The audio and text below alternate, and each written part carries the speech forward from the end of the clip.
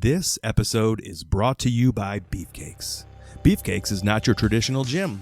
If you want to lay down between bench presses, go ahead. You want to pee outside? That's fine. Just be mindful of my neighbors. Do you want to not clean up your dumbbells when you're done with them? Go right ahead. Just be prepared for some ridicule. Do you want a chocolate fountain? Do you want a nacho bar? Perhaps you'd like to sit down on one of our fine leather couches and play NHL 22 on the Xbox. Cool. That's great. If you're tired of a traditional big box gym and you still want to get that pump but maybe have a snack, Beefcakes is the gym for you. Come see us today at Beefcakes. Listen, if you're trying to be that liaison of lithium, the sorcerer of stealth, the Elon Musk of mobile hunting, then I think you need to check out Stealth Hunting Ebikes. Give those thighs a rest, man. I know they're already massive from using your pedal bike to get across that chisel plowed cornfield, and after hunting season started and it's November and you're trying to get back there in time and you're sweating like a pig, man, forget about it. Get on this e-bike. Get yourself a Stealth Hunting bow hunter with all the good accessories, man. They got, they're a smaller company, so they're using the same parts as all the big names in the industry, but they're going to save you thousands of dollars, comparatively from bike to bike. Every bike has a 200 millimeter front brake, and some of them even have the best in the industry calipers. These things are individually built, hand built up here in Michigan. They are beautiful. They are handcrafted. They are sleek. They are elegant. They are not mass produced. Repeat, not mass produced. In the off season, you could cruise downtown on your e-bike, get that thing fully charged up, climb on top of there, put your flip-flops on, maybe some thigh huggers, some jean shorts, and a tank top. Go downtown and get you some ice cream and pick up some hot babes on this Stealth Hunting e-bike. I tell you what. Listen, over here at Angel Road Outdoors, we have partnered with Stealth Hunting e-bikes, and I really look forward to putting it to use. I personally tried the pedal bike scenario last year, and it was an absolute disaster. And being from Michigan myself, I thought it was a really great partnership. And Stealth Hunting e-bikes and I have been communicating over the last little bit here, and we've decided that we would make a good partnership. I will be using the Stealth Hunter bow hunter bike this year. I'm really looking forward to getting my hands on the thing. In fact, I think it's going to ship tomorrow to me, and hopefully get some scouting done on it, go pick up some sheds. Listen, there's a lot of things you can do with this bike, not just hunting related. I mean, sure, if you have a really long driveway, you can go get the mail with it. You could go down to your grandma's house and get some Werther's Originals or something like that.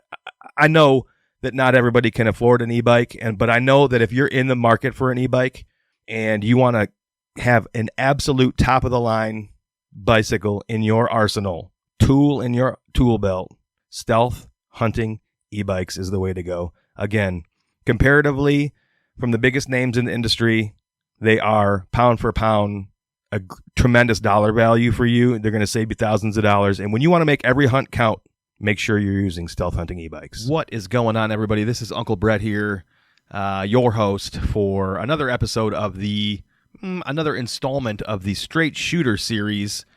And this is episode 4, and it is titled "The Internet Ruined Everything." Man, I think I kind of explained that this is my opportunity to vent. This is my opportunity to kind of spout off, share my frustrations, because I don't have an outlet other than this. My wife's not even here tonight. Just me and the kids. And that is why we find ourselves having this conversation. And you say to yourselves, but Brett, what the hell does you being there with your 3 children have to do with the internet and how it ruined everything? And maybe that's a little overly dramatic. I'm not really sure. We have been struggling recently with the children not wanting to do anything. They don't want to do their chores. We homeschool all of our kids. So they don't want to do their school. They don't want to do their chores. They don't want to do this. They don't want to do that. They don't want to clean up after themselves. They don't want to do the dishes. They don't want to help the old elderly senile neighbors who have asked for their help. They don't want to do anything. They constantly are fighting with each other. They are we interject and we reiterate what our house family rules are, what our guidelines are, what our expectations are of our children. And it seems as though it is falling on deaf ears constantly. And so my wife went out of town today, and it was just myself and the children, and we had hockey to go to. And so it was going to be an adventure. It was going to be my oldest daughter hanging with my youngest daughter in the bleachers while I was on the ice helping my son play hockey. And the kids were, we're talking, it's not even noon o'clock yet, and the kids are already at each other's throats. And while I say this, I think I'm realizing that part of the problem is that they're always with each other. They very rarely have a break from each other. And I suppose that's a pretty big problem. And again, you might be saying to yourself, but Brett, what does this have to do with the internet? And I say, just hold your horses there, Jefferson. Hold your horses, Randy. We'll get there.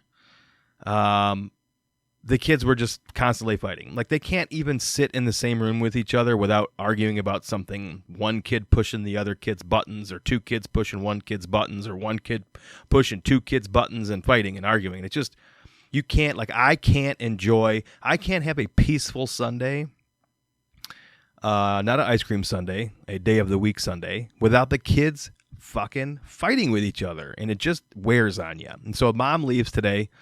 It's me and the kids around lunchtime, and they're already fighting. I've already told them we're going to go out to dinner. I lose my shit and tell them, fuck it. I literally said, fuck you guys. I don't want to go anywhere with you. We're not going out to dinner tonight. And that's like a kick in the nuts, because they were pretty excited to go out to dinner.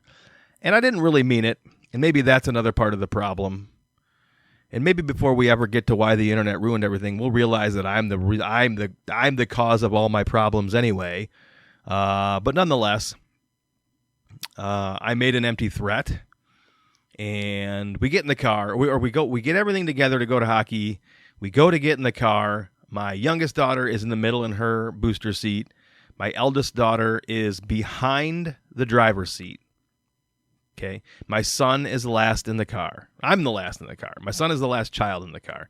Puts his hockey bag in the back of the truck and goes to get in the car, and rather than get in on the open side of the back seat, which is behind the passenger seat, he decides that he's going to stand at the door while it's snowing and the wind is howling and we're late for hockey. He decides he's going to sit and argue with her about how she should get out of the truck and go to the other side of the car because he prefers to sit behind the driver's seat. That's his side of the truck. And I lost my fucking shit. And I have a feeling that all four of my neighbors who are within 300 yards heard me yell, "Get in the fucking car. What the fuck is wrong with you? Are you fucking kidding me right now? Get your fucking ass in the truck." At the top of my lungs. Like an absolute raving psychopath. And so we get in the truck, and I'm quiet, and he apologizes. And I asked them, I said, listen, do you guys listen to anything that I say? And I'm sure there's a lot of you folks at home who may or may not listen to this. There's probably a lot of people who just immediately delete this because they don't want to hear me talk. But if there's anybody that listens to this that has children, I'm sure you understand that feeling where you wonder, do your kids actually listen to you? I mean, we know that they hear you because usually they will respond or reply to you and acknowledge that you have spoken. But are they actually listening? And then if they are listening, do they understand why you are saying what you are saying? And again, you may be saying to yourself, but Brett, what does this have to do with the internet? Man, settle down, Daniel. I'm getting there. Carl, we're going to get there. Rod. I'm not speaking to anybody directly, but if there's a Rod or a Carl out there, just fucking calm your jets. We're going to get there. Calm your jets? Is that a thing? Nobody says calm your jets. And so we're still in the driveway, and I begin this philosophical conversation with my three children, ages 13, 10, and 5, as to why their mother and father ask them to behave in a specific way. And I say to them, have you ever heard the quote, weak men create hard times create good men or strong men Strong men create good times create weak men, and I whatever. You know the statement, the quote. I went into this cycle, and I explained the cycle to them. And I explained to them that I, too, am from that generation that does not know a hard time. And you most likely are as well. And they damn sure are from a generation that does not know difficulty or struggle, true struggle. I explained to them that I've never once wondered what it was going to be like if I couldn't eat, or where I was going to get my next meal, or if I was going to eat, or if I was going to be able to sleep with a roof over my head. I've never had to be that concerned if they were going to turn my power, water, or gas off.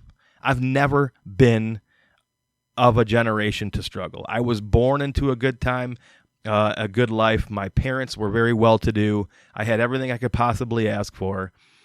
At the time growing up, you feel oppressed as a teenager, but the reality is you are so fortunate to have grown up, most of us, to have grown up in the era in which we grew up. And I continued to explain to my children that it was our duty, my wife and my duty, to raise my children to grow up to fix the problems that I can see happening in the world today.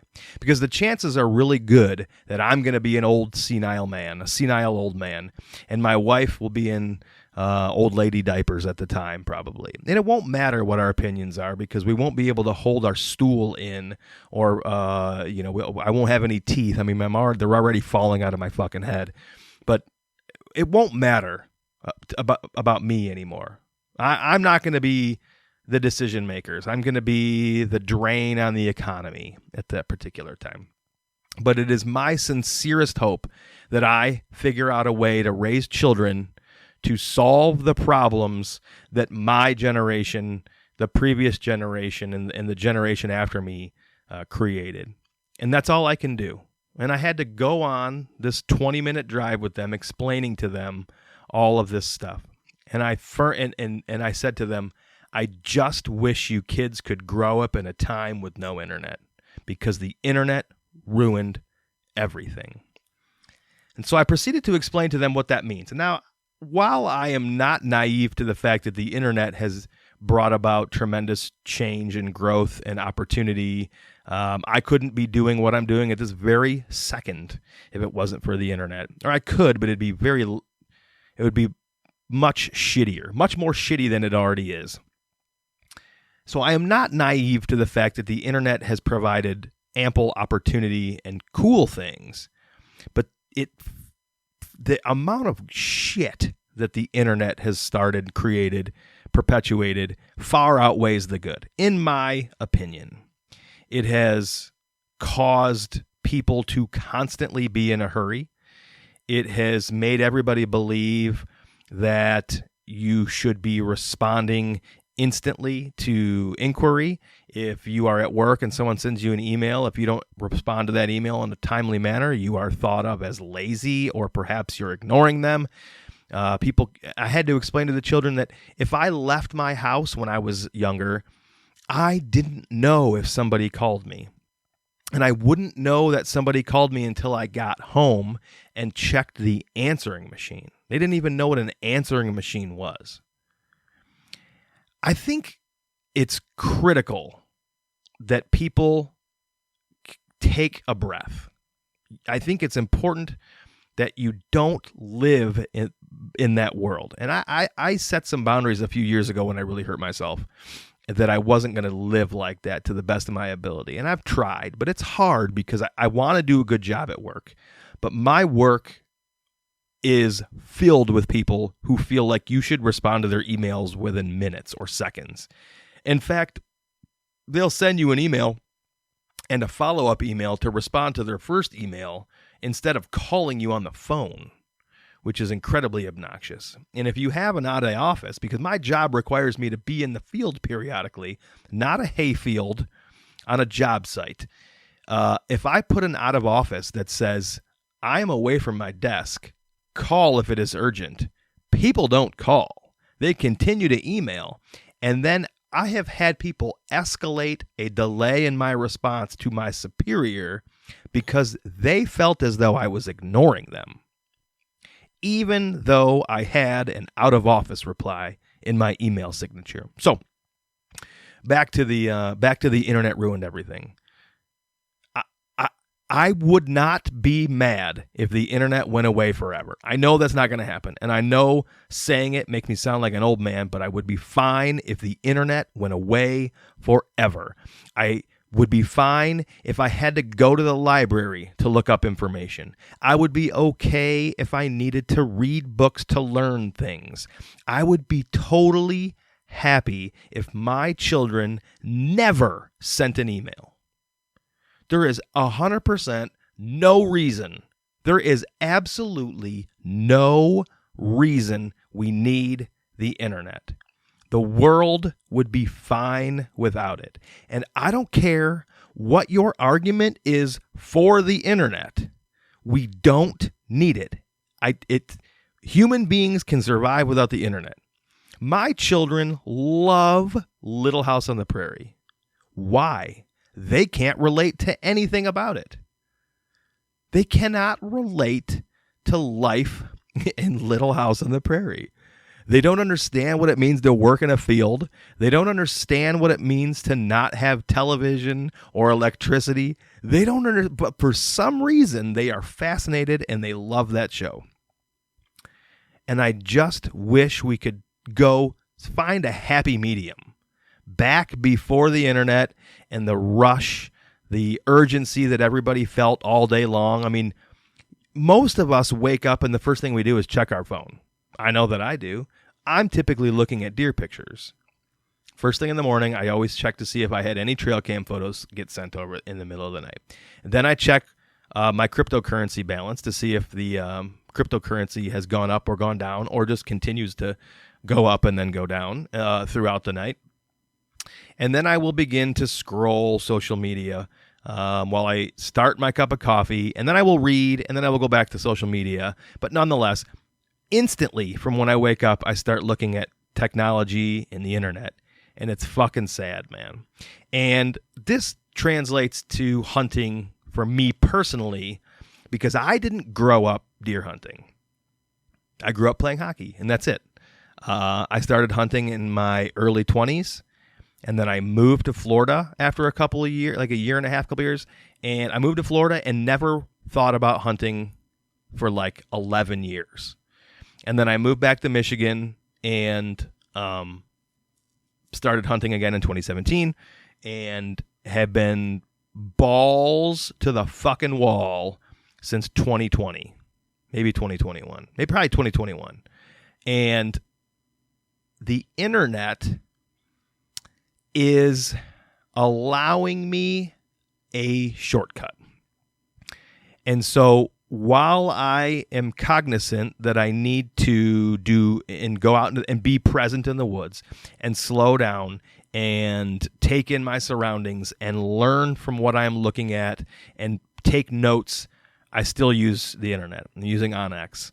I don't necessarily want to say that that's a bad thing, but what's happening with the internet is it's allowing me an opportunity to overindulge in content rather than graduate naturally through the growing process. And so most of the people that I am frequently inspired by grew up hunting. And so their process to get to the level that they're at today was gradual and methodic and calculated and strategic. And they grew, their trajectory of growth was natural. Whereas I feel like mine is more of a straight line up because I am taking as much information as I possibly can, and I'm cramming it into a very condensed amount of time because I'm in a hurry. And I'm in a hurry to get things done. Oh, I rushing because I'm fucking 43. And I hate to say it, but I feel like I'm running out of time. I think I've said that on here before. I feel like I probably only have 20 good hunting seasons left. And that's pretty fucking gross. And that's maybe not true. But I feel like probably 20 good ones where I could still be really mobile and active, because it's part of who I am, is being active and moving and not being sedentary, even though my job requires it periodically. I feel as though I have taken I'm behind the 8 ball, and I'm not in a race with anybody but myself, and so frequently I'm having to remind myself to slow down. I'm not in a challenge with anybody. There's no competition. It's just me v. me. And the internet is allowing me to quote unquote cheat. It's allowing me to consume content at a far greater rate while multitasking. Whereas if I were to slow down and naturally learn, I feel like I would be more efficient when I go in the woods. Because today, when I go in the woods, I start very calculated and slow and methodical, and by the end of it, it's very easy for me to talk myself out of doing hard things after I put in several hours.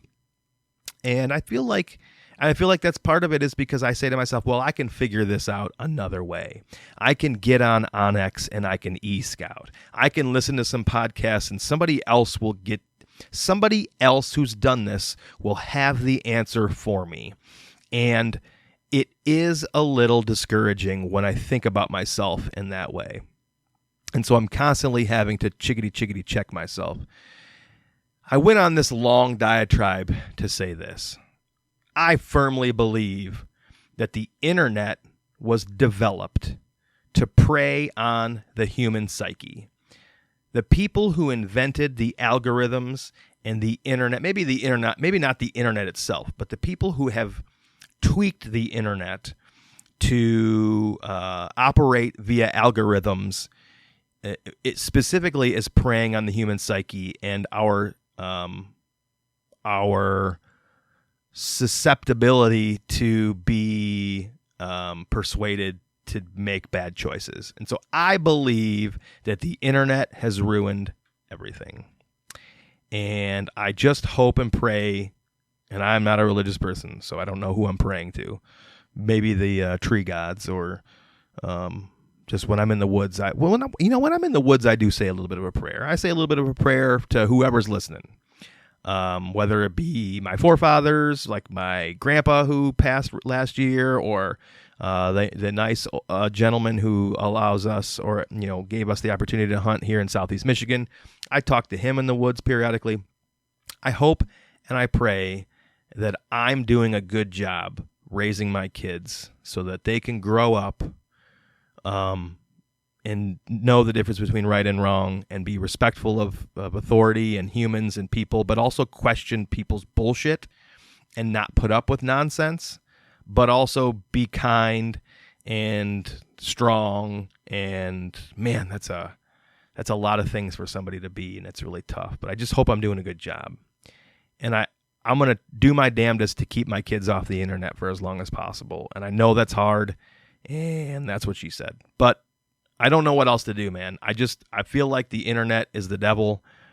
I wish it takes up so much of my time. I just wish it wasn't what it was today, and I wish things would go back to the way they used to be.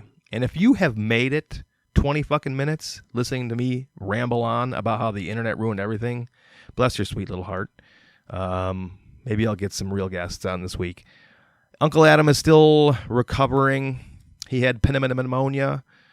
Pretty bad in his lower left lobe, Lisa lobe of his lungage, and he's still getting better, but he's just exhausted all the time. So anyway, maybe we'll get Uncle Adam on here, and maybe I have a couple other guests in the works, but I am terrible at scheduling, especially when people can't or cancel, and then I don't know what to do and how to backfill that time, because I don't have anything in the bank. And so here you get me for 21 minutes rambling about bullshit.